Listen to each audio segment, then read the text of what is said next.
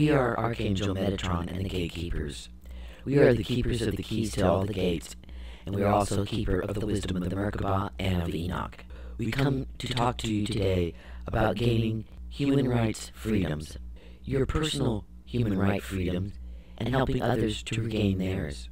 There are those who are living under the scope of one of your regimes of government whose leader is a dictator or despot, or one who thrives on controlling the population through threats, violence, blackmail, and or the removal, as you call it, human rights, their freedom. We speak to you this day because all the governments that are ruled in this way in their entirety, as well as the pockets of those with the same mentality mindset that are corrupt in only portions of their governmental workings, but are otherwise fairly honorable governments. We know at this time, in this low vibrational place, where you cannot have the dark without the light, the up without the down, to have completely uncorrupted government is extremely difficult. But those governments, that their general intent, the workings of their government, is intended to be for the people and chosen by the people, that have taken upon themselves to help stop dictators like regimes whose populations suffer, and that their human rights, their freedom, their lives have been threatened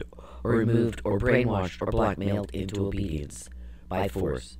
We commend you for your compassion and concern and subsequent actions, but we come to you to speak to you of your actions. We ask you, if it is the leader that does these things and is responsible, one, for this inhumanity, why do you kill the people, the population you say you are saving?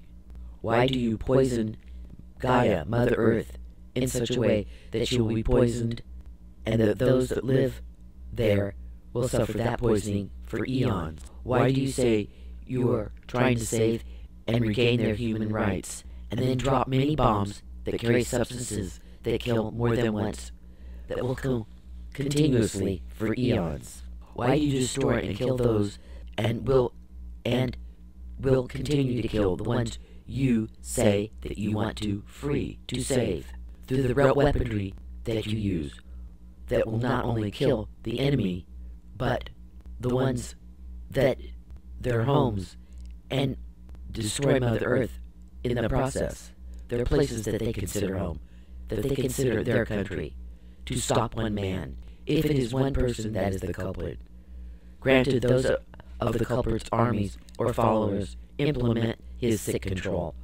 But as you know, that in these regimes, they gather the majority of their individuals that make these armies out of and through fear and threats to their survival for themselves and their families. And because of this, if they do not do what they are told or follow this dictator, despot, they feel that all will be lost. Be aware that, like cutting off the head of a snake, you kill the snake. The removal of the leader, the intimidator, the stealer of energy from that country's citizens will dissolve or be mortally wounded. It will mortally wound the regime so that its citizens will have the opportunity to regain their human rights to choose their leadership. That is the goal, is it not?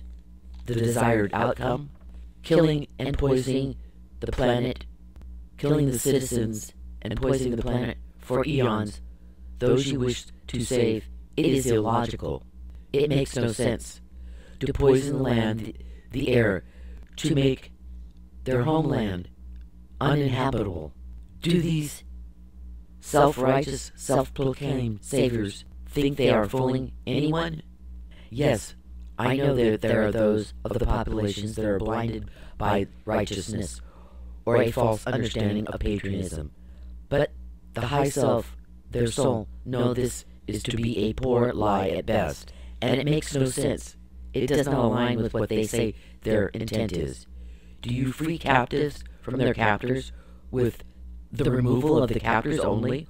Or do you destroy both captors and captives alike because you are afraid that one or more of the captors will escape death?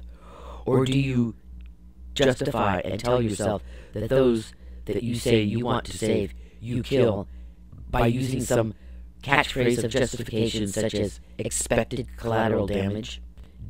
Is Mother Earth unexpected collateral damage? I think not. All those that have ears to hear, whether it be leaders or the citizens, do not accept this untruth, for not only it is a lie, it is a bad one, at best, and it insults those that they say they are freeing, as well as those under their command that have been ordered to do the dirty work. Do you not see that you do not save them or free them or give them back their life, their human rights, their humanity, by killing them and destroying their land, make it unsafe to live on? So ask yourself, to ask your government, and demand accountability for this lie, the insult. What is really their agenda? You must ask them, and if in truth they speak, then you follow them, but do not follow them blindly. If you, either as an individual or as a group, take the mantle of carrying out justice, of being a hero, you must ask yourself in this way: I have chosen to carry that out, that justice out. Give my fellow human their human rights to be returned. Does the end justify the means? Is my purported heroism done heroically?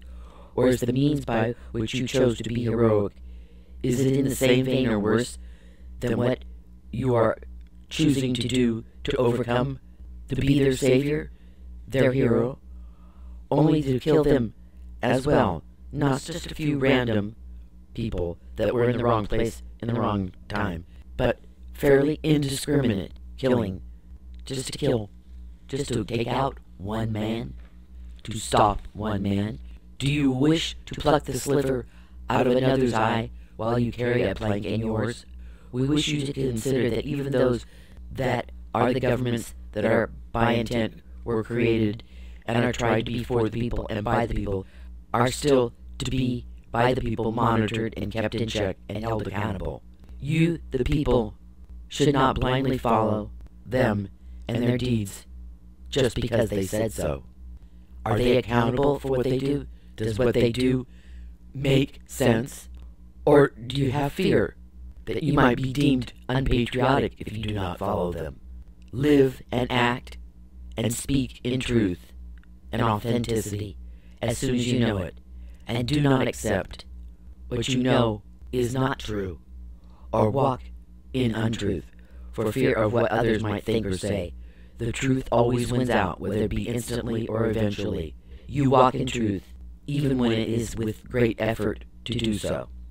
For it is in truth, when it is in truth, you will find the ability to sustain the higher vibration that leads to the ability to sustaining being fully conscious of the divine presence and its all-encompassing for humanity and the planet. It is for your freedom. The divine presence, the unfettered source flow, never has left you, but your ability to be fully conscious of it has been, until now, hindered by your captivity, by your quarantine, by your slumber, by the amnesia that you have been blinded to your true nature of who you are and what you are capable of. You are the beloved children of God, the Mother, Father God, the heart of the Creator, the heart of the universal body. We now want to briefly talk to you about is your passage to ascension. We know that there have been a lot of changes, and there are more changes coming. It must seem like it will never end, but just like in the giving of birth, it is painful, long, and causes all in your life and your beings to change, and can be at times very challenging.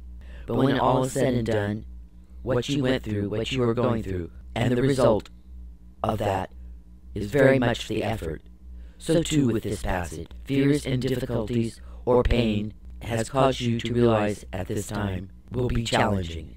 But know that anything that you have suffered, anything that you have done, anything that you have gone through, when any tears that you may have shed have been cleared, it has cleared the way for what has been gestating, which now is growing ever closer and is almost ripe and ready to emerge. That which no longer serves you needs to be put to rest, so that a freshness and newness of spirit can make itself known to you. This is part of what you can understand and do for yourself to help keep yourself in alignment with this passage.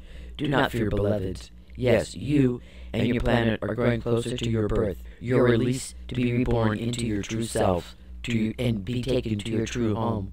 As we have said, sometimes birth can be painful, particularly in that passage just before delivery. Yet what will emerge will be fresh and beautiful and magnificent. Be with this passage and your subsequent emergence, your birth, the next cycle of existence, your ascension.